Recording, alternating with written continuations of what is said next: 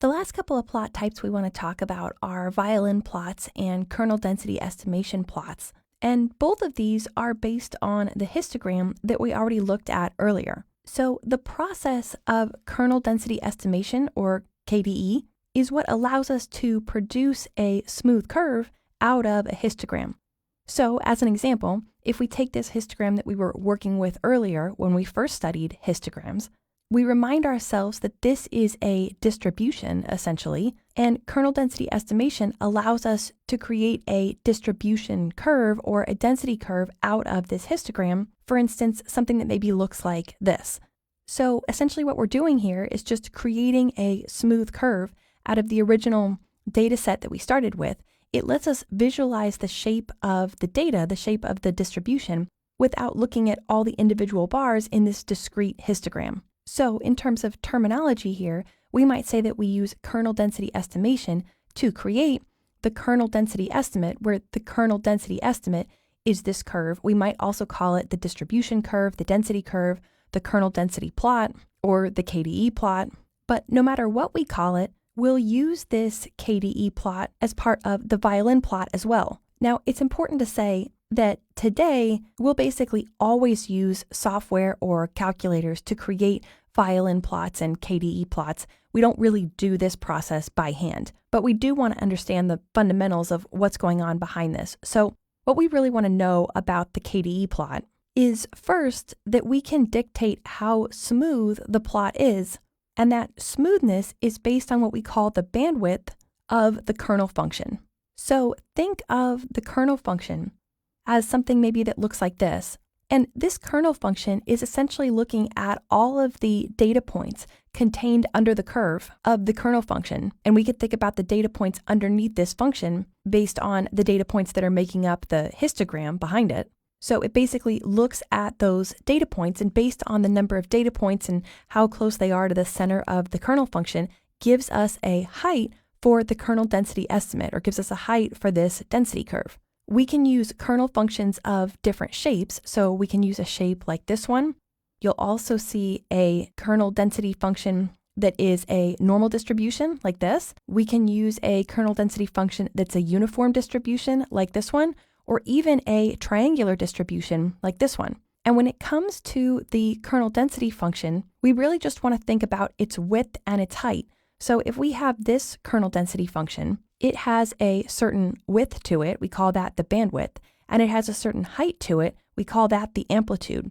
So this kernel density function here has a smaller bandwidth and a smaller amplitude than this kernel density function here, because this larger one here is both wider and taller, and the fact that it's wider means it has a larger bandwidth, and the fact that it's taller means it has a larger amplitude.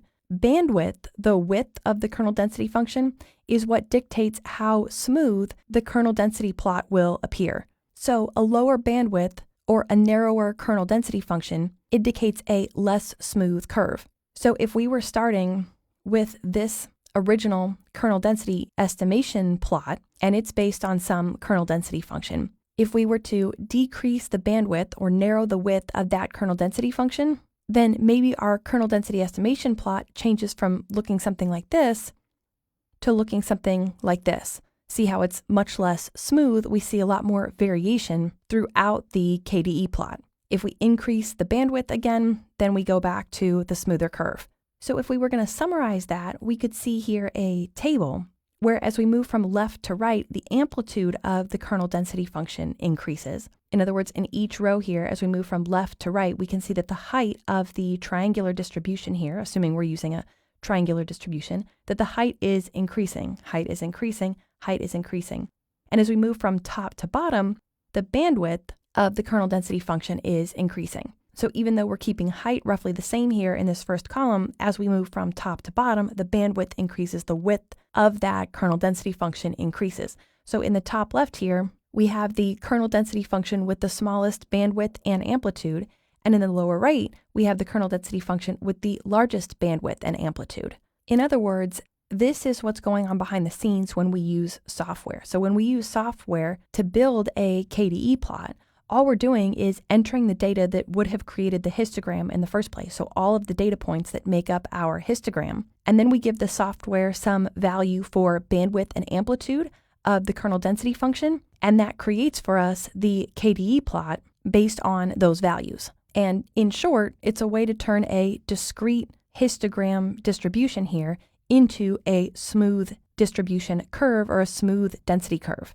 Now, keeping the shape of this curve in mind, this KDE plot here in red, let's look at how the shape of this plot here can transition into a violin plot. So to move toward violin plots, what we've done here is taken the KDE plot for this histogram, and we've created its mirror image. We've also moved this horizontal axis down here to the bottom. And now, if we take away the histogram, what we have is a violin plot for this same data, which means that a violin plot is really just a more visual way of showing us the distribution of the data along some scale. So violin plots are also really similar to box plots or box and whisker plots in the sense that we always have this sort of external axis that helps us position where the violin plot actually is according to this external scale.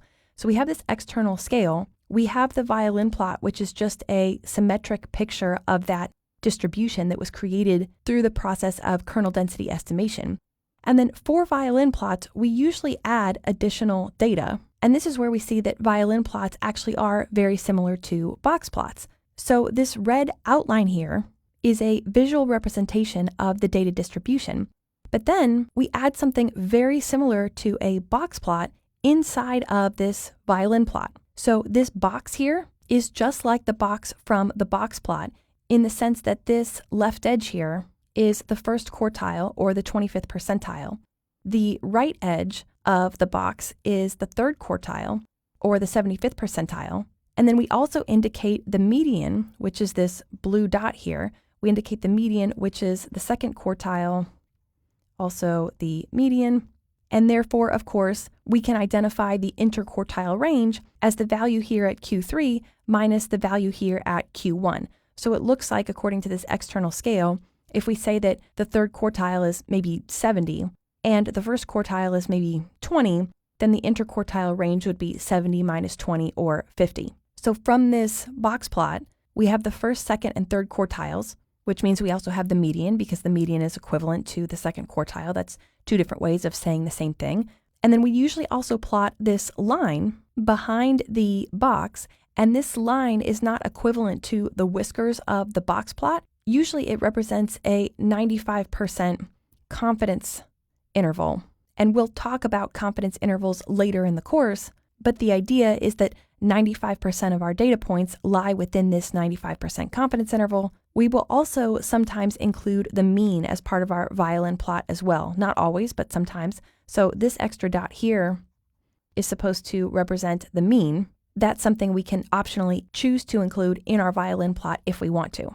So sometimes we'll see violin plots sketched out this way with this box plot in the center and the 95% confidence interval. But sometimes we'll see violin plots with just 3 lines running here perpendicular to the plot that represent the first, second, and third quartiles. So if we sketched in those lines behind this information, we might show them like this. You can see here at the first, second, and third quartile. And if we chose to go that direction, then our plot would just look something like this, where we have this line for the median, this dashed line for the first quartile, and this dashed line for the third quartile. It gives us a lot of the same information, but in a simpler form. And then the other thing that we want to say is that we can always display violin plots horizontally, like we did here, or vertically, like this. Now, the histogram itself behind the kernel density estimation plot, and therefore behind this violin plot, histograms we almost always display sitting on a horizontal axis with the bars extending up vertically. So a horizontal violin plot like this one kind of matches that format. But it's very common to also see violin plots rotated counterclockwise by 90 degrees and shown vertically like this. Everything's exactly the same, it's just that we're showing the distribution vertically. So it's as if we take a horizontal violin plot like this, grab the right edge of it this way, and rotate it counterclockwise by 90 degrees, just a quarter turn, to turn it on its end and create a vertical plot here.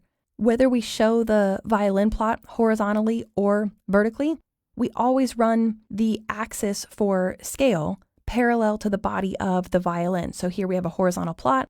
Our axis for scale is horizontal, parallel to the plot. Here, because our violin plots are vertical, this is our axis for scale, and so it runs vertically parallel to the violins.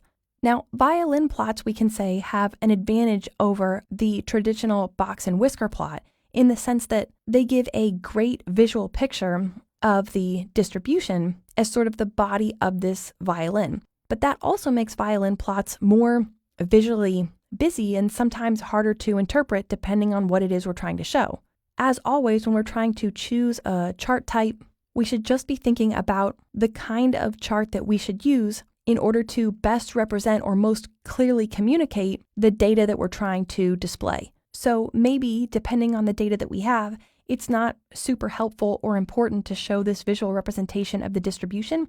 We might, in that case, just choose to use simple box plots instead, but maybe showing this visual representation of the distribution is particularly helpful because we can more clearly see the similarities or differences across distributions. We just need to think about what makes the most sense for the data that we're working with and the results that we're trying to communicate. If we have multiple data sets, like we're showing here in this graph, we have dataset A, dataset B, and dataset C. It can be particularly helpful to arrange the order of the corresponding violin plots based on the value of the median. So in this comparison plot here, we can see that the violins are arranged from smallest median on the left to largest median on the right. Unless there's some other reason to arrange the data in a different order, for instance, maybe dataset B here represents the month of January, dataset C represents February, and dataset A represents March, and maybe this chronology is important to us, such that it would make more sense to show the violin plot for dataset B and then C and then A, so that we can see change over time. That version might make more sense. Or if we don't have this kind of ordering or something like this doesn't matter, then maybe arranging them this way as A, B, C in order of increasing median does a better job at communicating the differences between the data sets. So that's the idea behind creating KDE plots and violin plots. And now that we understand how to create all these different types of charts and graphs, in the next lecture, we'll look at common plot pitfalls or things that we should make sure to avoid when we're creating these different types of charts and graphs.